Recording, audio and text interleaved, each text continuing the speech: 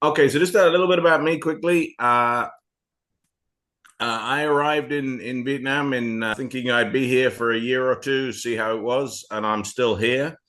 Over the years, I've taught at language centers, at high schools, colleges. Uh, Particularly, I've done a lot of IELTS, which is exactly as fun as it sounds. I worked in academic programs. I teach English, I teach business English, and I teach business for some of the universities.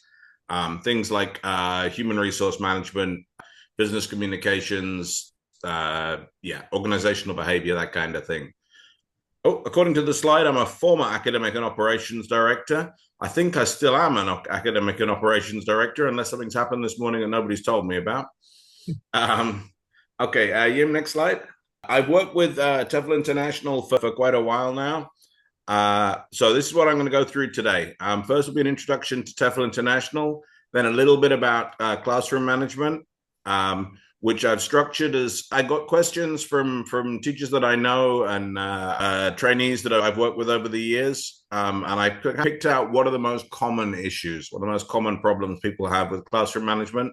So we use that as the structure to go through. Then a summary, and then at the end there'll be a question and answer with all of us. And we can go from there. So, TEFL International, we're one of the oldest TESOL companies in the world. It was established in 1995, based in the US, in Oregon. Now there are, I think, 28 or 29 franchises globally, everywhere from Costa Rica to Barcelona to Greece to South Africa to Vietnam, Thailand, Philippines. We arrived in Vietnam in 2004. Next slide. We've been operated by IEL 360, which is one of my companies since 2004. And more in Vietnam, we have more than 3,000 teachers that we've trained over the years, locals and expats from all over the world.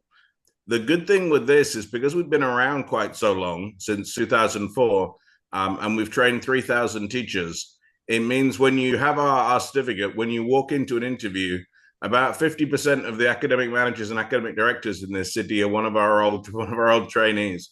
And it's kind of handy if you have exactly the same bit of paper as your boss.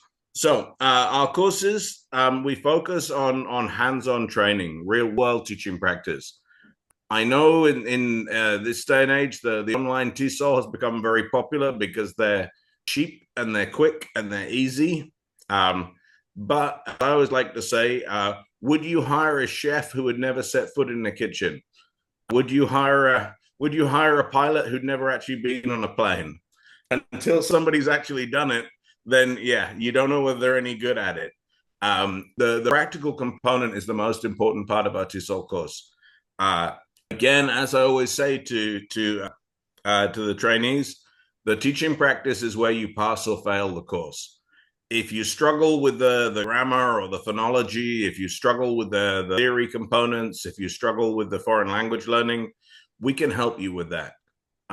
If you can get in there and you can get in front of a classroom and you're having a good time, they're having a good time, and they're learning something, we'll get you through the rest of it, because that's what really matters.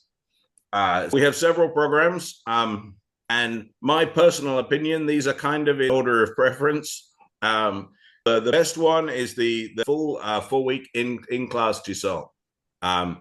That way, you get a full experience, you get the maximum amount of teaching practice, and you get time with the trainers, all of whom have 10, 20, 30 years teaching experience. Who are there to mentor you and guide you.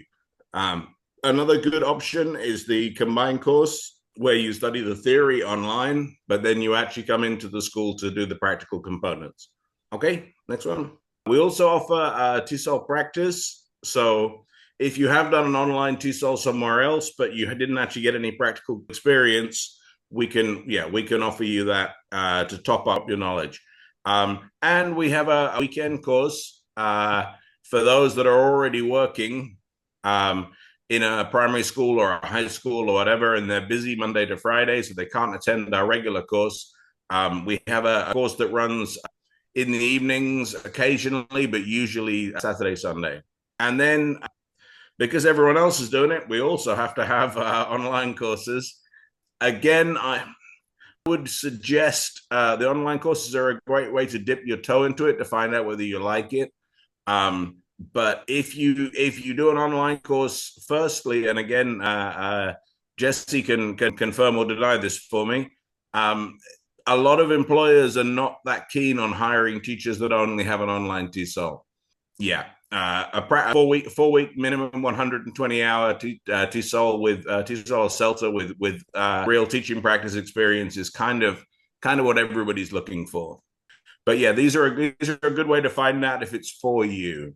Um, Benefit being they tend to be quite cheap and you can work at your own pace. Okay. This is the certificate that our trainees get. It's globally recognized. The gold standard for a TESOL course is will the British Council accept it for teaching on summer school programs in the UK? Because that's just about the strictest requirements anywhere in the TESOL industry. There's only 4 TESOLs that they will accept: Cambridge CELTA, Trinity TESOL, ours, and one other. That shows you the value of this qualification. Okay.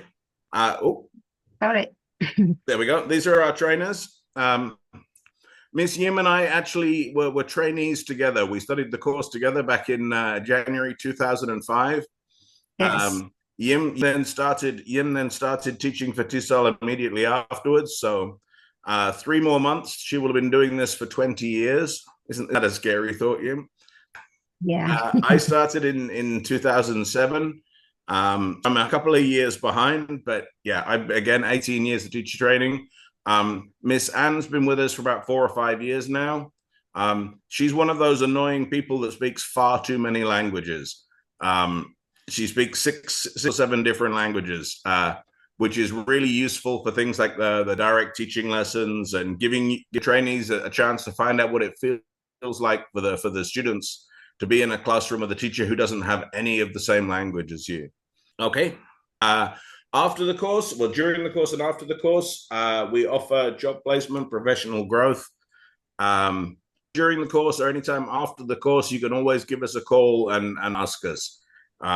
Yim and I still get messages from trainees we taught back in 2008, 2009, saying, I just had this weird thing come up in my classroom. What should I do about it?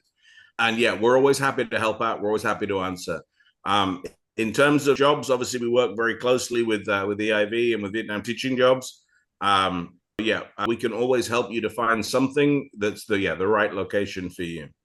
There we are. I'll give you guys a second to read through that. This is a little bit of feedback from one of our trainees.